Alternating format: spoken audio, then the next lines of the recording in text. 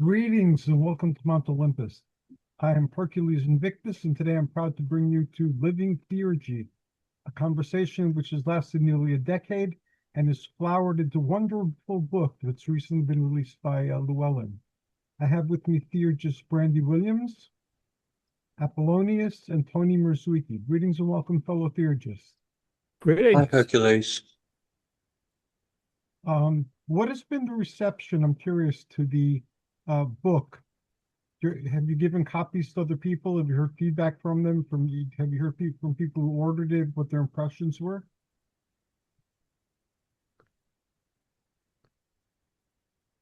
I guess we'll start with Brandy. Okay. Yeah, it's interesting. I have been giving my author's copies to people in my life, to friends, and they pick it up, and it used to be that I would say theurgy and they would say, "What is theurgy?" And now they look at it and they go, "Oh, theurgy. I think I do that." I mean, my main practice is working with deities and working with goddesses in particular, usually people say, but working with deity. And it's kind of gotten me to think about what actually we mean by theurgy. When I say theurgy, I think Neoplatonic theurgy and studying the great philosophers and learning from their practices, and then the practices that they laid down in antiquity and how those have moved into the Western magical tradition. But that's I don't know, maybe a little highfalutin for what people really do, which is, they pick up a goddess and, or a deity, put a statue up, put a picture up, and then they start talking to the deity, making offerings, and maybe, maybe it doesn't have to be more complicated than that. And if that's the case, then there are a lot of people who are doing theurgy. And so we have, some things to think about in terms of explaining like what comes next, right? So people have their statue, they have the conversation with the deity. How do they deepen that? So I think that's a really fun outcome of the book. When we started talking 10 years ago, people didn't really understand what it meant. And the work we've done and work other people have done have really sort of brought forward the word. So I think it's a fun outcome, and I'm really looking forward to the next decade.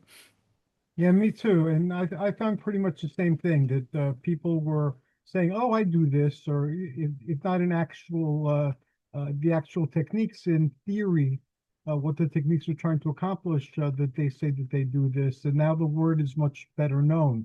When we first started talking about this, when I would mention that I had a show on theurgy, and I was really happy about it, I was like, "What's theurgy?" Now no one asks that, and the feedback I've gotten from the book is people enjoyed it. They like the approach that there isn't just one way to do it, that everybody finds their own way to do it. So that I'm very glad, because I was concerned initially as the book was going through its evolution that message, which is what the book was all about, was going to be lost. But I'm glad that they returned back to the core message. Thank you, Brandy.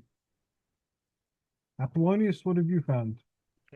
Well, I haven't. I have to say I'm a little bit more out of circulation here, and so I haven't been talking to a lot of people face to face. I found that the reaction on Facebook and places like that has been a lot of people are very excited about it. They say they've really been waiting for this book, and they just seem very excited about it. So that's good. I mean, overall, I certainly would agree that the word theurgy is much better known now than it was a few years ago. And I think our book will help that.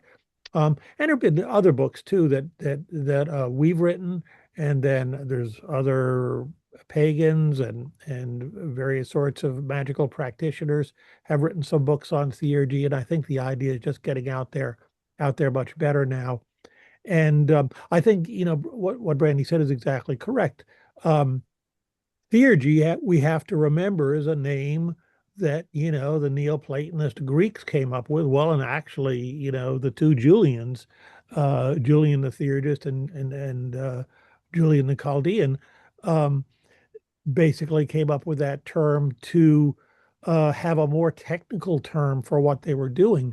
But it's exactly correct that lots of people have been doing this in modern times and since ancient times, um, and calling it different things. I mean, I trace theurgy back to shamanism, so we're really in the tradition of the ancient shamans, and theurgy is really just the term for the, very philosophical sort of form that took in the Greek world, um, or the Roman world, I should really say, in the in late antiquity. And so but it's the term we use now, I think, because it covers all of these things very well. But certainly, many Wiccans and neo-pagans of various sorts, if they do work with the gods, uh, magical practitioners, if they seek conversation with their holy guardian angel, or things like that, are doing theurgy. I usually tell people, if people are familiar with Buddhism, I say it's deity yoga, like you do in Tibetan Buddhism, or can be done in Tibetan Buddhism. And that sometimes they say, oh, okay, well, I kind of understand that. Um, so I think it's just one term that has become more familiar for all this. Now I happen to work in the Greek tradition, so it's particularly an appropriate term, and which is why I've used it so often. But um, I think it is becoming the general term, just like philosophia, right? It's, Mhm. it's become the general term, even though it's specifically a Greek word. Um, yeah, I think also, you can say to people, as the way I explain it sometimes, is there's degrees of theurgy. There's more intense practices, there's more technical or magical, you might say, practices. But the sort of simplest practices are prayer, and lots of people pray in all religious traditions. And so I think that's if somebody prays in a very conscientious and conscious way, and really feels the presence of the deity when they're doing that, then I can say, okay, you're doing theurgy. That's one kind. Now, what else can you do? Well, you can do some more specific and magical kinds of practices too, to invoke the deity into yourself or into your presence, and so forth. So so I think it's great. I think it's great. I think our book is coming out at a good time. And I think the fact that it does cover a variety of different approaches will help people, no matter what their particular tradition is, to either see that there's theurgical practices in that tradition, or and perhaps then practice them better, or to learn some new techniques, and make whatever necessary changes to fit them into their tradition. So I think, but frankly, I really believe there's theurgy in almost every spiritual tradition. It goes by different names, of course, and some people may be not so familiar with the more uh, intense or advanced types of practices. So that would be what I would say.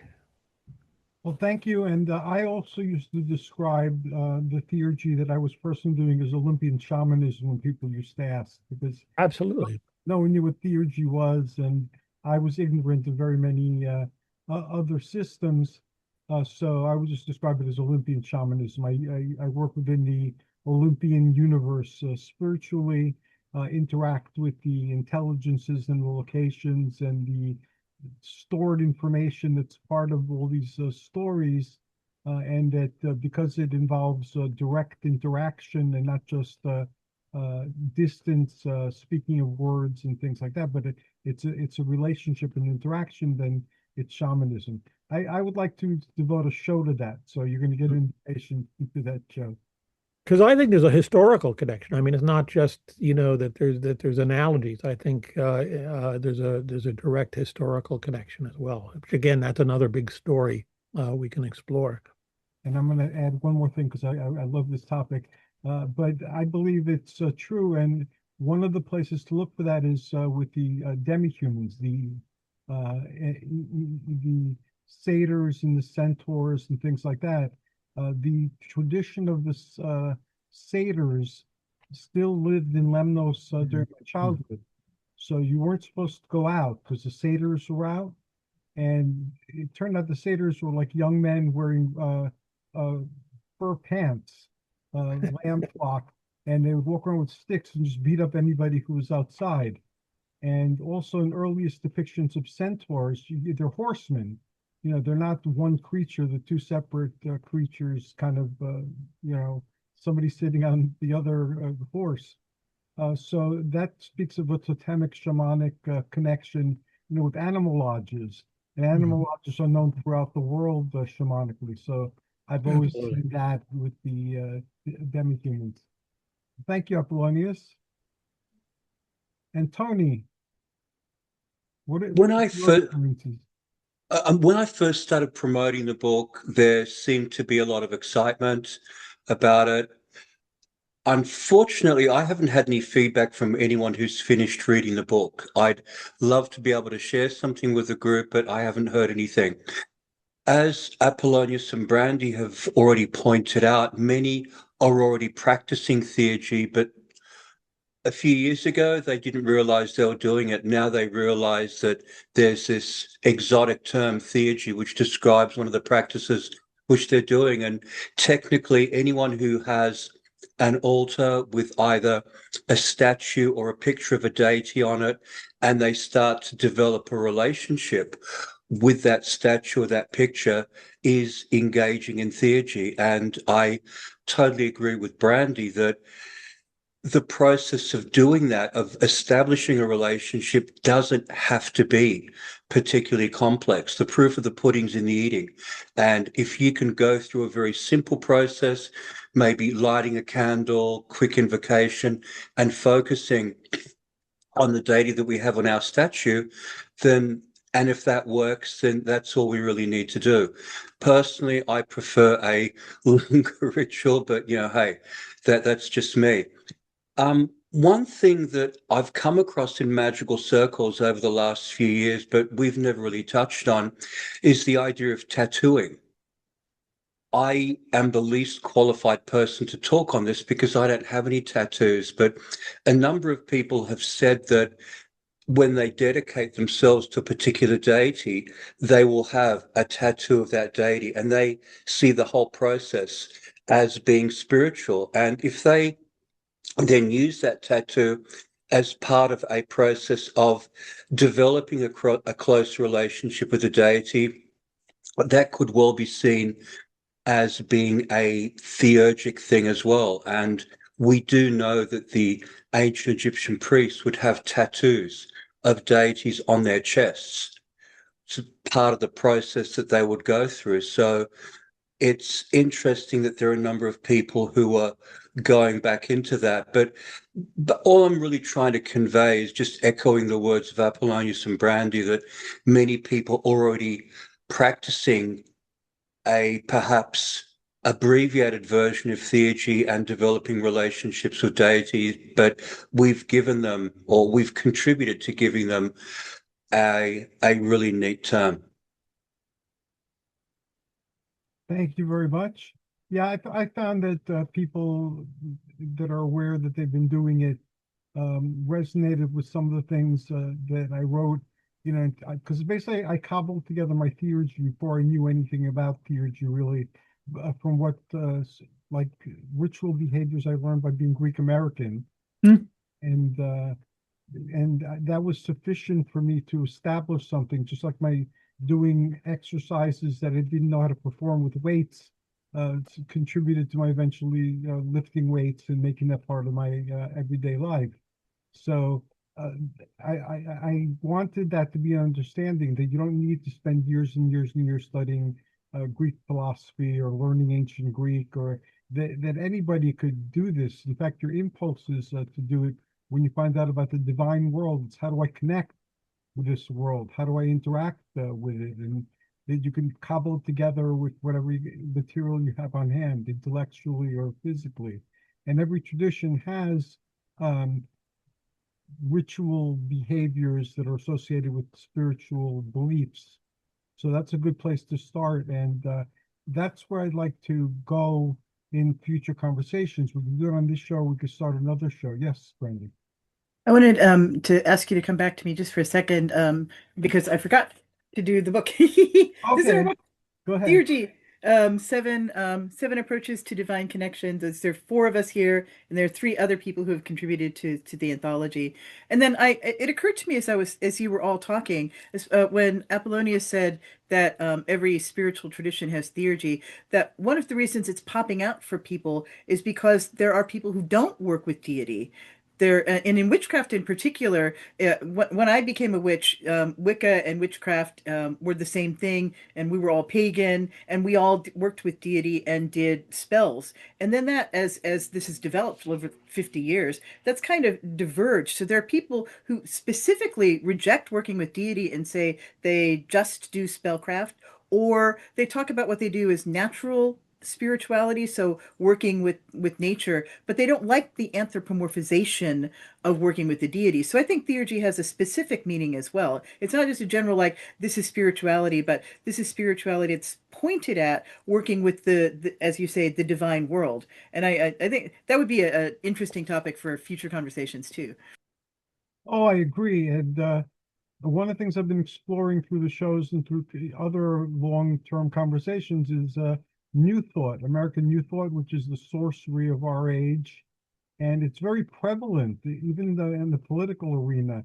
A lot of the spiritual beliefs associated with New Thought, which was like the originator of the prosperity Christianity, and a lot of other beliefs that are prevalent now. And that, although they sometimes use divinities that are cultural, that too sometimes takes on the guise of science of the mind.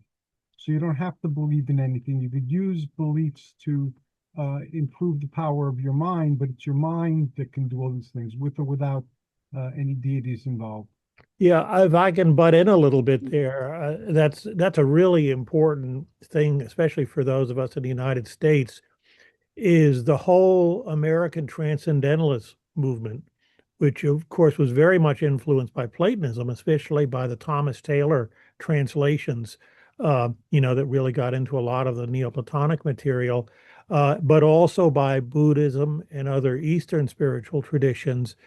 And that whole American transcendentalist movement, people kind of think of it as sort of like it burned out. I mean, there were journals, there were lots of books, there were groups, and some of that then also developed into the New Thought movement as well, and all of its various variations and offshoots.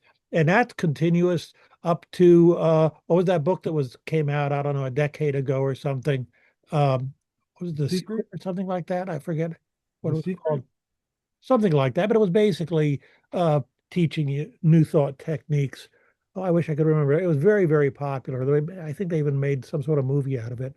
Yeah, The Secret, yeah, it's basically just New Thought, repackaged for the late 20th century. So yeah, we tend to forget, I think, how much of this, I would call it sort of it's not even a Western spiritual tradition because has absorbed a lot of material from outside of the West as well, but how much that's been a undercurrent in a lot of uh, spiritual practices, especially in the United States. And of course, you can't leave out theosophy, right? And anthroposophy.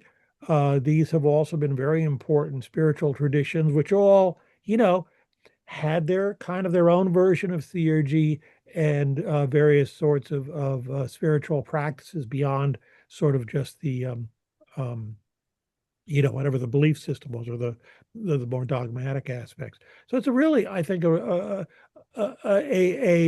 very large underground river that we kind of ignore a lot of the time, or at least maybe acknowledge it's there, but really don't pay attention to all of its various tributaries and what have you over the past, century, more than a century now, century and a half, probably. Yeah, I would like to have a show just on this topic. And after we see Tony's thoughts on this thread, I want to share an experiment that I started, and I'm broadcasting part of it. Part of it is not, because it's all over the place still, but I'm experimenting with something, and I want to hear your opinion of what my experiment may lead to. Tony, what do you think about this? I think that it's very exciting that theurgy is slowly becoming more and more prominent in the society that we live in and the various religious movements out there. And to be honest, when I first came across you guys, my idea of theurgy was very Iamblican. I tended to focus on ancient practices, and since then I've realized that it's something that's evolved, it's modified, it's had Kabbalah incorporated into it. It's got all sorts of various disparate threads that have moved into it, and the whole thing has grown. And my attitude towards theurgy is much the same as my attitude to just working with the gods in general. I don't really care how people go about it, so long as they are doing it. I would like to see people developing closer relationships with the divine and evolving themselves in the process. So every time I come across more references to theurgy diversifying and being practiced in various corners, I get very excited. Thank you very much. One of the things I've started recently is new systems for the shows. So I like this group, and I want this group to remain intact as it is. You know, we can talk about anything. So this will be the open theurgy group, the think tank of subsequent theurgy. I'd like to do a show that's devoted exclusively, it doesn't have to be monthly, to Greco-Roman theurgy, because that's a spoke of the wheel that attracted us all, and that we devoted a lot of time and energy to, and have learned a lot from. But I also want to do something I'm calling tentatively Theurgy Beyond the Middle Sea. And there to work with people who have come to the understanding, or who always had the understanding, that they're doing theurgy too. And this will be an exploration of theurgy in a wider global context rather than just a cultural one.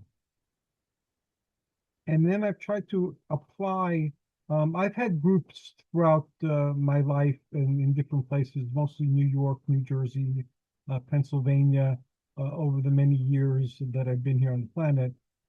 So right now I'll be 67 or 66 on my next birthday in a few months. I'm trying to do something like different. I don't want to start a conventional group like I've had before in the past. I want to start a living conversation. So I've had for the past month in my home for years now, since the pandemic, people that I've met when I used to give the lectures in different places, coming over to my home, and we have a conversation. It's not a group per se. It's a place where, regardless of what you're into and what you believe in, as long as it's spiritual in some way, let's talk about it and have a conversation about it. So I have like Masons, I have Templars, I have ex-Wiccans, I have people who are into Thelema, the Thelemites. So that's a very interesting bunch individually and collectively, and so forth. And I'm putting together a group that's based on the Neo-Theosophy in terms of structure. And the Neo-Theosophy I like because the mythology is friendly. So because it's not a cultural thing, there's no enemies that are even like spiritual enemies. There's just, different realities. And in Neo-Theosophy, the gods and the powers are all friendly with each other. So Jesus can get together with Thor and Kuan Yin over tea or over beer and talk about how they're going to help humanity with their evolution during, a particular troubling period on our planet. And they're all here to help humanity, regardless of what culture they originally came from. They have hierarchies, but the hierarchies are kind of loose.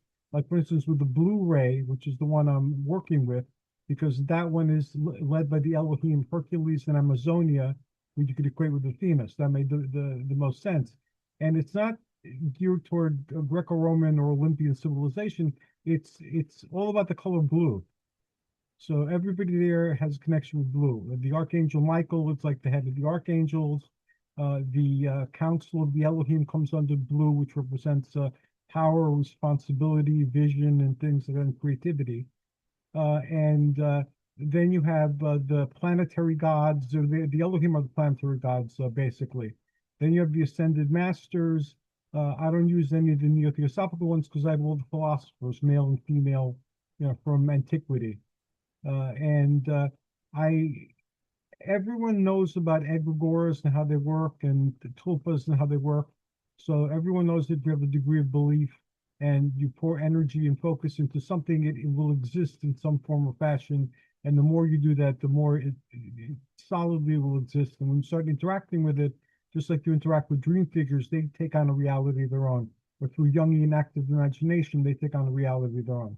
So there's no required belief that these intelligences were working or anything other than, intelligences. And we've given them shape, and they've developed along certain lines of development that are tied to everybody's beliefs and focus and so forth. So far that's yielding very interesting results. Because again, there's no competition. I respect oaths. If you oath that you're not going to reveal certain information, even though it's public knowledge in our age of information, that's fine. You don't have to reveal any secrets, and we don't bestow any secrets or take any oaths, because I remember we spent several months discussing oaths not too long ago. So there's no oaths, and we have exercises, and the exercises are using the new thought type of techniques that are available to everybody. And if you want to believe it's the power of your mind, that's fine. If you want to believe that you're actually interacting with Archangel Michael or a planetary god under the Greek guise, then that's fine also. And it's led to community efforts. And the only rule I have for participating is the one I've used for the Age of Heroes. If your god can play nice, they're welcome to be part of this. And if your god can't play nice, your god will politely be asked to leave. Your god can continue being your god and doing whatever your god does, but not here. Because this is focused on, we're focusing on the health crisis that's facing us right now, especially with funds being cut for health. So everyone is just encouraged to do what they can do, at whatever level they can do it. So for instance, I have vast libraries of books. I have more books than I can imagine doing anything with, and certainly I can't reread them. Even if I had the time to read them, my eyes won't let me read them, so they have to find homes. So I'm taking all my health books, and this includes my father's health books too, because he used to study, how to live better, and he was into New Thought, and I'm giving them away. And to the community that gathers in my home, they have first dibs on the books, and I have first dibs on their books, or they have first dibs on each other's books, and then the rest we give away to the community. And we've done this in a variety of ways. We've done it through community night. We've done it by donating to libraries. We've done it by giving them out to people who've expressed an interest, posting them on Facebook. If anybody wants them, you can get some Tenafly, New Jersey, and we can meet in the supermarket, and I'll give it to you. So again, that's something I can do right now. There's a lot of things I can't do because of my Parkinson's, but I can do that. So everybody does what they can do, even if it's just getting rid of old health books or magazines that they no longer want. That's what they can do, so they do that. So that's the experiment. There's a group that meets my house. It's up to a dozen people, from half a dozen to a dozen show up at any given time. Then I have a show that I started devoting to it called the Cerulean Sphere. And the cerulean sphere refers to the Earth, which is a blue marble or a blue sphere. And it also refers to the astral plane, because it's all astral work for the most part at this particular point in time. And then I have people who can't attend at my home and don't want to identify themselves on Zoom or publicly. And we have like a Zoom private meeting that doesn't get recorded and so forth. So all that's coming together, and for me, it's good because it's tying together all sorts of stuff I've done during my entire life, hither and yon, and people showing up suddenly with the synchronistic type of things that are happening to them. Like I had a bunch of synchronicities about Michael shortly after we structured our Michael thing on the YouTube program. We hadn't shared certain information, and people I've been working with, well, they're calling me with dreams and things that happened with the Archangel Michael, and they fit in exactly with what we're doing. So they're welcome to be honorary members of that, and we'll figure out the participation later. So this is the experiment, and this is where it's gone so far. So because I respect all of you, and you're much more knowledgeable than I about very many things magical, I'd like your feedback and to see if you have any suggestions for me or if you'd like to play. So this is interesting, and I want to say how much I have always admired your ability to interact with lots of different kinds of people and bring them together in harmonious conversation. It's a incredible skill and one that we really need in our time. So it's a wonderful work that you are doing, and I think it's really cool. And you talked about having shows and having a show that was specifically focused on Greek theurgy, and I'm like, do you know other people than us? Like when we've been talking about, how theurgy is sort of generalizing as a term. This is the group of people I know myself who does actual focused like Neoplatonic Greek sort of theurgy. Are there other folk that you know besides us that do that? Personally, no, but I've had Yeah. podcasts for years, and basically it's the same thing. You call up a publicist or publisher and say, "Hi, I'm Hercules, and I have a podcast." And it's about this, and give them the information as to where they can see it, previous shows or websites or whatever. And then if they're interested, they contact the author, just like we met. And the author expressed an interest or not, and then we schedule an appointment, and I set aside a time, and then we start. So I would just basically do that. I want to leave ours open. I want us to have first dibs. So this is my community as far as I'm concerned, my Theurgy community. So if you guys want to participate in anything that I'm doing, you're more than welcome to. If you don't want to, that's perfectly fine. But this way we're free to, if we want to discuss that during the show, that's fine. If we want to discuss beyond the middle C theurgy, that's fine too. If we want to tie it into neo-theosophy, that's fine also. Our group will have the freedom because we're the open theurgy group. And then other people, if they're of like mind, they could join us later on. But this way, it would just be a nod to and a tradition and a recognition of the origins of the tradition, to honor it, and also the acknowledgement that it's not only for people of a particular tradition. You don't need to belong to a ethnos or a language group or live in a certain place or have ancestors live in a certain place. It's open to everybody. And we can learn from each other because you might do something cool for tantric Buddhism that might not have been made for Olympian shamanic theurgy, but it's like, oh, I want to try that. So I want that to be there too. Thank you, and thank you for your kind words.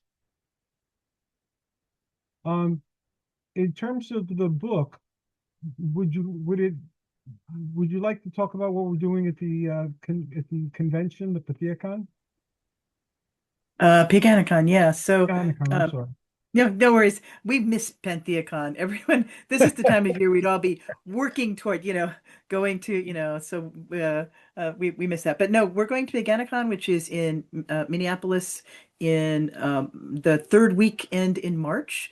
And the people here, plus Cleo, Ajana, are going to be on a panel. Four of us are going to be in the room, and Hercules is going to join us by Zoom. So, keep your fingers crossed that we can manage the technology. I'm very excited about it. I'm really, really excited to get us all together. And of course, Minneapolis is close to the Llewellyn. It is the Llewellyn office, so we'll get to see. We'll get to go into the mothership and connect with our publisher too.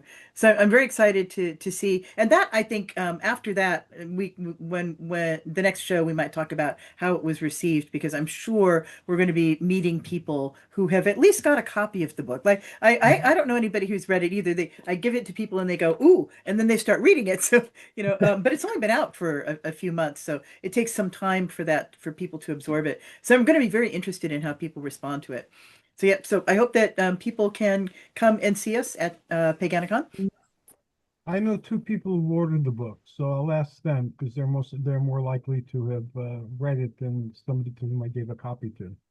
Usually a few people will want to buy the book after a panel like that too. You know, they may not Mhm. know exactly what it's about, and especially when they have an opportunity to hear a good subset of the authors talking about it, and they get pretty excited about it. So I presume that whoever's selling books there at Paganicon will have a reasonable number of copies of our book. And uh, because people tend to, I find that when I give presentations at Mystic South, and it used to be at Pantheacon, that if it was related to a book, often people would say, "Oh, that's pretty interesting. I want to get this book and get you to sign it and stuff like that." So um, hopefully we'll stir up some interest that way as well. Yeah, I hope so too. Tony, what do you think? I'm really excited to be working with everyone on the panel. I'm excited that you, Hercules, are going to be joining us via Zoom. I hope that Jean-Louis and Patrick Dunn will join us as well by Zoom, but we haven't heard back from them either. I'm also excited to be doing a presentation. Sadly, my presentation will be clashing with Apollonius, who I would love to actually see. I would normally go along and watch him at Pantheacon, and I'm also clashing with, well, we're both clashing with Selena Fox. Selena Fox is wonderful as well. But it's a bridge that we'll have to cross when we get to it. But I have fond memories of Pantheacon like the rest of us do, and being on a panel with Apollonius and Brandy. That was a lot of fun, bouncing off each other. I'm looking forward to doing that again. And I think having Claire there will just enrich things a little bit more, having an extra perspective. She's a very amazing lady, very gifted practitioner, wonderful speaker. So it's going to be fantastic having her there on the panel with us. I'm really looking forward to it. Should be a lot of fun. Yeah, I'm looking forward to it as well. And now that I think back, I think the cancellation of the ThinkCon was part of what contributed to our show. Hey, Brandy and I were talking about that, and she suggested maybe we could do this online. And the idea took root and flowered, and here we are, still like about a decade later. So, It was actually another Yeah, conference was that the same person ran, Theurgicon. So Glenn Turner is a huge supporter of Theurgy, a witch and a Thelemite, and so she did this huge festival, Pantheacon, and then she pulled out the Theurgist and said, "Hey, why don't you come and talk?" So we had this little teeny festival, and like 30 people would come, 60 people would come, and I think all three of us presented at that, and then when that got canceled, I said, "Hey, let's keep meeting." So yeah, and we got to sit on panels together there too, which was really fun. oh, very cool. And I'm Yeah. glad that there's a possibility of my joining with Zoom because I very much wanted to be a part of it, but there's no way I could travel that distance. I can't even travel to New York City at this point in time. So I'm very glad to be joining everybody from a distance. I believe I joined at least one of the Theurgicons. You did? Yeah. Yep. you did. I remember you there. You gave a talk on animating statues one year, and I think you were there twice. I think so. Yeah. Yeah. Yeah, it was a wonderful event, but Glenn Turner, the organizer, just couldn't make it viable.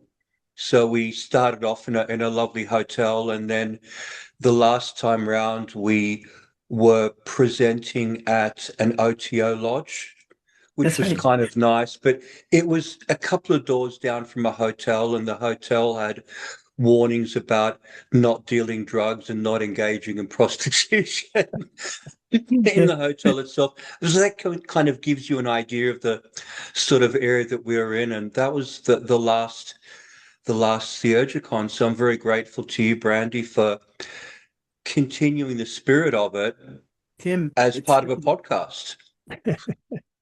Well, I mean, both you and Hercules, of course, and it's just grown since then. It's been wonderful. Yeah, I look forward to this every single month. It's one of my favorite periods of time on a variety of levels. So I'm glad that we're all still connected and that the road stretches far ahead. And I'm sure we're going to learn a lot from each other and do a lot of things together from this point on. I'd like to ask everybody, since the hour's fast approaching the hour's end, is what can we do? If we don't do it on this show, I can create a show just for it to promote our book, either before or during or after or all three of the convention where we're going to be speaking. I think you're doing this is great, right? What we're doing here. You could talk to each of us individually, but maybe after we do the panel, that maybe we can have some more ideas about where our conversations are going to go. That might be a good way to do it. Yeah. Okay, And thank hearing you. what the audience asks about too, I think that will give us some hints as well. And Thank another you. thing that we should consider doing is making ourselves available to people who either attend the panel or buy the book and have questions, want to learn more about theurgy. Yeah, maybe we can take it as a task to collect the questions that people ask us, and we can take that back to this forum. And like you said, Tony, maybe that would work into some conversations where we bring other people to talk to us also. And so, we Yeah. we are meeting the need that is out there. Yeah, and the other thing is we're always scratching for topics to discuss. And you, Brandy, are the one who normally comes up with topics for us. So to have people at the panel coming up with questions for us, and if a question's substantial enough, we can devote a full show to it. I'd be for that. That sounds like a wonderful idea, Tony. I have another adventure to invite you guys to if you'd like to be part of it. It's called Olympian Paths. And what inspired this was when I first started investigating Olympianism online. There was a lot of Reconstructionism all over the place. Back then, it was, I think, Yahoo and Hotmail and those type of places. And there were a lot of gatekeepers. So even though I'm Greek and I've been involved with the Olympians since a very young age, and the cultural stuff's been brainwashed into my head through parochial school, I was not considered Greek enough for many of the Reconstructionists. So, and again, they had weird gatekeepers with a lot of weird ideas and so forth. And what I learned in the days after that was that people have different ideas, and some people follow a system, and most people don't. So I became interested in, okay, I know what I'm doing. I know what some people who publish books or who I've spoken to or interacted with are doing. But what are other people doing? And I found that people's experiences with the Greek gods are very rich and very varied. And there's complexities of relationship that are very different from one another. And a lot of these views came forth on the show, and Brandy introduced several topics that broaden the scope of Olympians with interactions with Olympians and so forth. I started a show on that, and I'm talking to people who claim to interact with the deities of Mount Olympus, and then they describe what the nature of the interaction is, when they started this interaction, what it's led to, and so on and so forth. And I find that a very interesting exploration. So everyone here has been touched by and has touched Olympus. So if you want to talk about that, just let me know. We'll schedule a day to talk about it and put it on YouTube. Yeah, as you were talking, I was thinking about the period of my life when my friends and I would get together and recreate the mysteries. So the Eleusinian mysteries are actually a pretty popular thing for people to have festivals about. And I've done quite a few of those where we rent a state park and invite, people to come and register. And we'd have 150, 200 people going and recreating the Eleusinian mysteries. When you redid Dionysus also, which Dionysus is wilder. Just Yes. saying. Yeah, we got a little crazy there, at midnight out in the woods.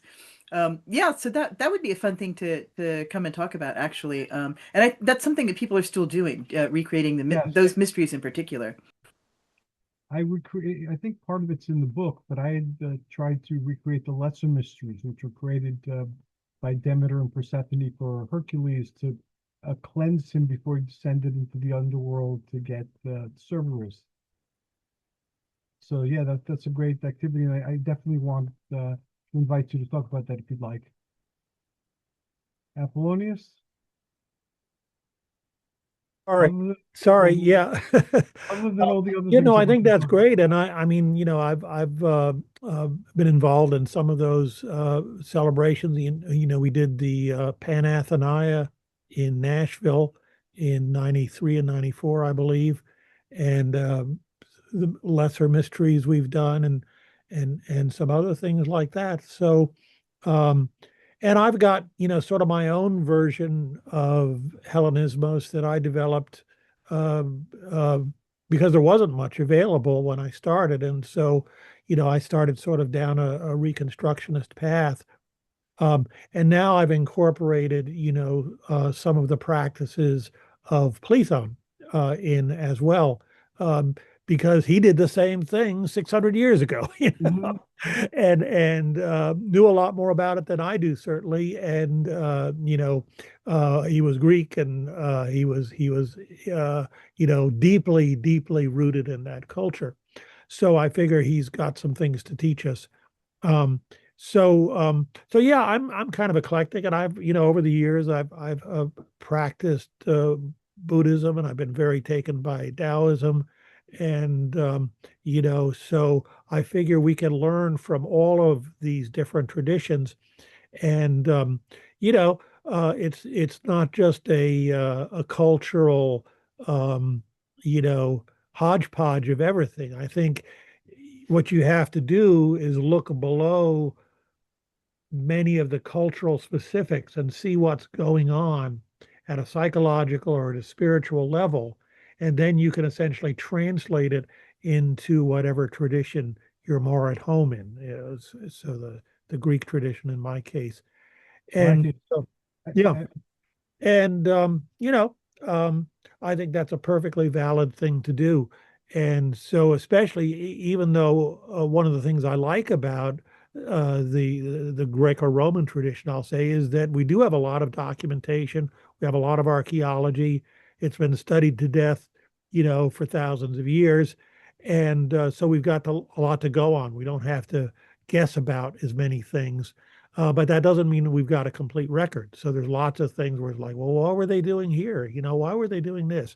And I think that's where, looking at other traditions and learning from people that are practicing other traditions, I think we can get a lot of insights and enrich our own traditions as well. that sounds wonderful. If you'd like to talk about that, I'd more than welcome it. Sure, absolutely. Thank you. Tony? I've been to a number of workshops that have been Greek themed over the years. People tend to take a lot of license with what they do. There was one group in LA which I would attend, and their approach was very similar to mine. It was meal-based libations, off reading Orphic hymns and Homeric hymns. But the other workshops that I've attended tended to take a lot of license, incorporating drawing pentagrams and calling the quarters. So the ritual would have a Greek flavor, but it wasn't really traditionally Greek. But then it so long as people are working with the gods, I suppose it shouldn't matter too much. My personal preference is for something that is reasonably authentic. And I mean, it's one of the problems that I have with the Eleusinian mysteries. No one really knows exactly how they'll practice. There are a lot of well-meaning people out there trying to recreate them, and we don't even know what the central drug was that they were using. It does seem to have been an ergo, but different anthropologists have pushed their own favorite entheogens, suggesting that they would be better suited to working with the Eleusinian mysteries. So to do them properly, you've got all sorts of legal considerations.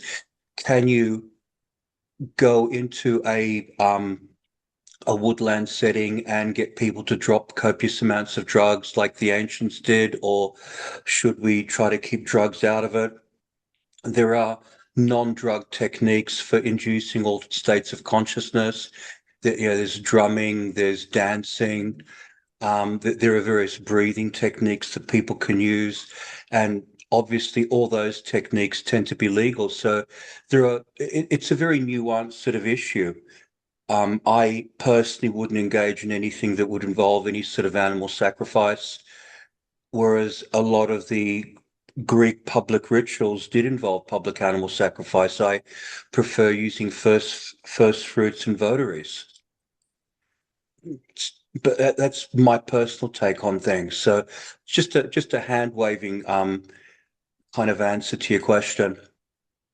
No, but it's a good answer, and it does bring up a lot of issues that somebody needs to work their way through if they're going to do something like recreate the mysteries of old. Yeah. And we didn't do drugs. We had our cake recipe. Damn. It was interesting because it was a number of years ago with the Dionysia. We decided that we were going to feed people raw hamburger, which I wouldn't do today because the food supply has degraded to some Right. extent.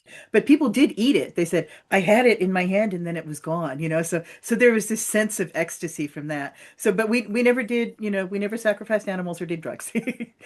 Good. Yeah. I Legal, never also did drugs either. With the drugs, I've been playing with my mind since childhood, so I could attain a lot of like weird, trippy states without and just breathing and sitting. So I never needed to take the different drugs, but I've read about all the different scholarly thoughts on what they were taking and so on and so forth. Yeah, Wow, this hour has been full of information. So I heard somebody speaking. I was just going to offer, and I'm undecided about, how much entheogens were involved in the Eleusinian mysteries, but I do think it's very characteristic of our materialist society that we can't imagine somebody having a transcendental experience without some sort of substance aid or substance help. That we've kind of got so far away from that we just really can't. How could they be having these visions if they weren't taking something? Well, people did. People do. People do. But we find it hard to believe. I think that's a characteristic of our culture.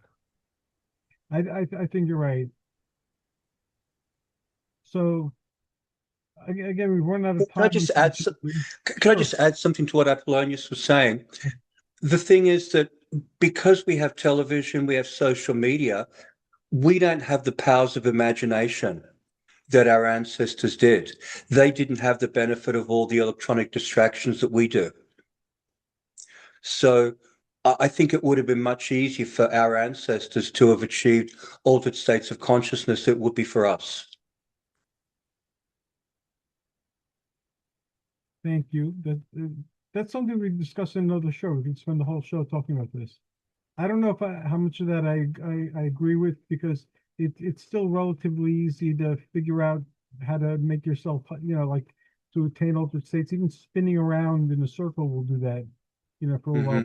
Breathe deep for longer than you normally breathe deep. You start attaining altered states. If you work with your dreams, which are accessible to everybody, and you start like working on lucidity or programming the dreams, which again, you don't really need to know anything to experiment with, you could attain these altered states. But I want to discuss this. Thank you, Tony. Now, yeah, having a long day. I'm sorry. since we've run out of time, I'd like to close with everyone basically sharing what, aside from this panel we're going to be on, they're doing in the near future or currently, and how people can track them and enter the worlds that they're opening doors to. And we'll start with Tony. Next month, I'm going to be presenting at WitchCon Online, and Apollonius will be presenting there as well. I'll be giving a talk on Hecate and how her perception has changed over the years. So the ancients saw Hecate in a very different way to the way, say, modern Wiccans do, as the third person in the triple goddess, the crone figure. She certainly wasn't a crone figure for the ancients. So I'm going to be doing that. I also have a blog which I write for Patheos called Holistic Spirituality. Best way to get in contact with me is through Facebook, my Facebook page or my author page. Thank you very much. And I love Tony's books. They're very scholarly and very well researched and very organized. And they teach you in bite-sized chunks so that the information is very easy to digest and to apply. So thank you, Tony, for that. Thank you for your kind words, Hercules. Apollonius, how can people reach you and enter your worlds? Well, you can get a hold of me either on Facebook, where I'm as Opsopaeus, Opsopaus, or my webpage, which is opsopaeus.com, opsopaus.com, and you can message me or email me either one of those places. As Tony said, I'm going to be doing a presentation at WitchCon on practicing ancient magic. So it's basically about, what do we do with these Greco-Egyptian magical papyri? How do we adapt them? How do we test them? What's sort of the practice? And of course, Tony has written about this stuff. Yeah, the Greek magical. But yeah, I'm going to be looking at that from sort of a practical standpoint.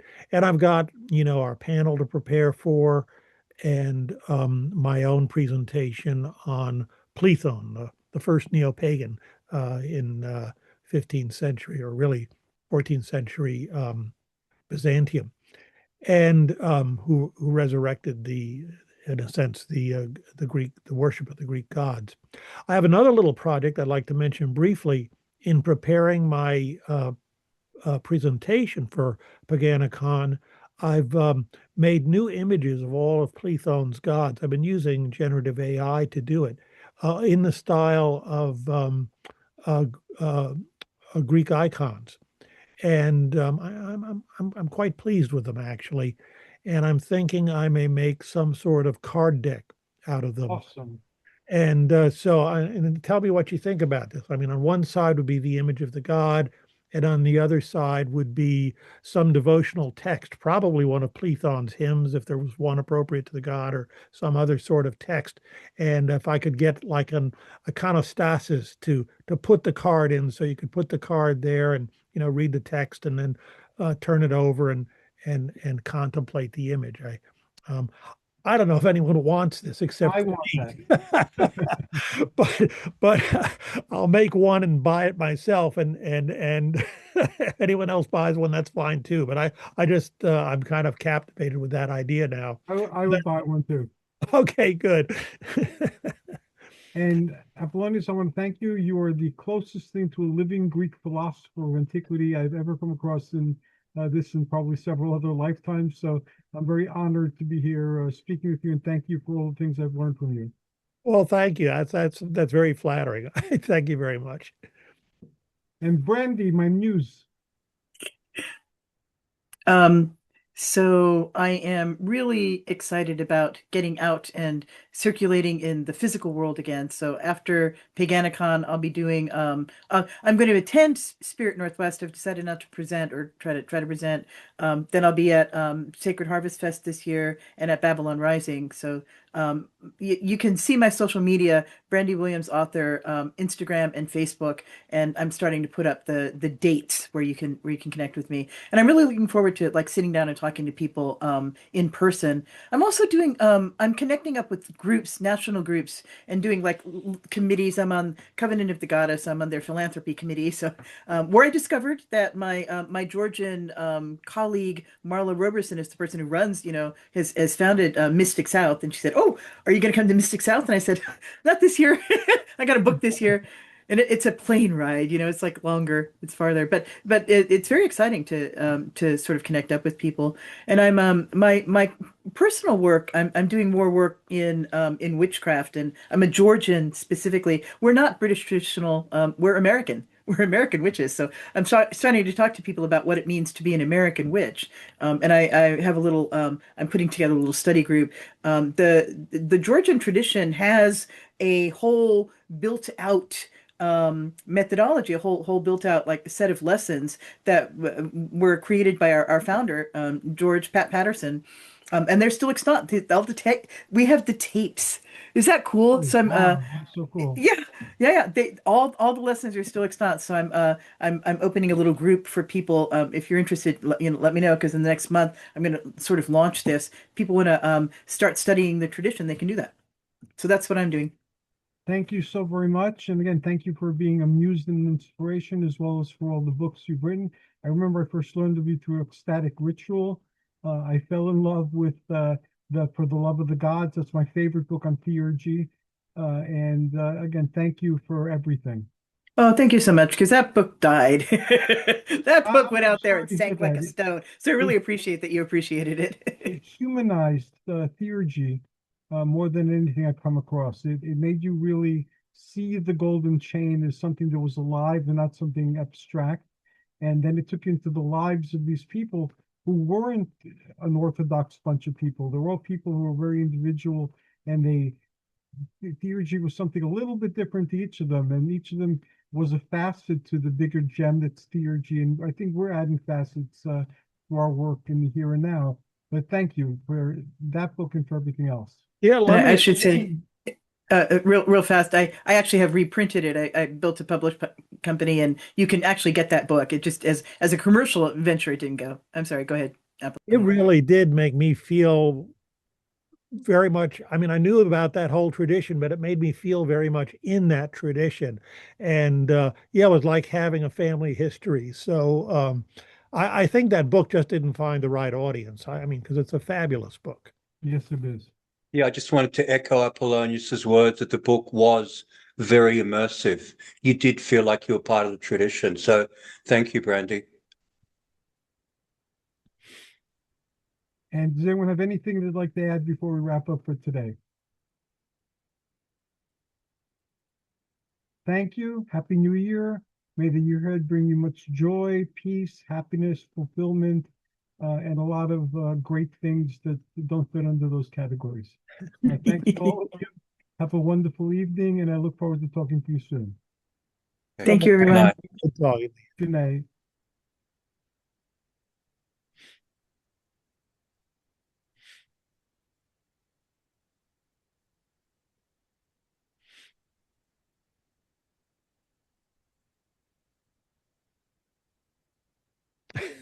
It's there somewhere. Yeah, I know.